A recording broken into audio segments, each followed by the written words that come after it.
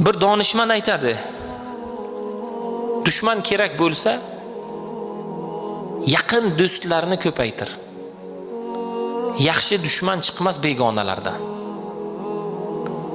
Bugun kimdan pand yeyapmiz? Yaqinlarimizdan pand yeyapmiz. Chunki ularning oldi berdisida, muhabbatida, ular bilan har narsada haddan oshganligimiz uchun.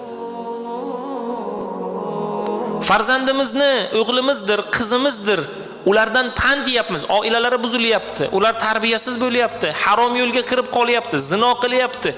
Aytganimizga quloq solmayapti, kelajakda kerakli odam bo'lmayapti. Nega?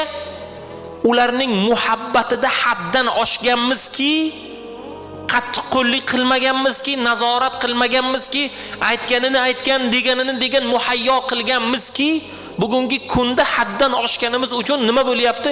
Ulardan pand yeb qolyapmiz bugun.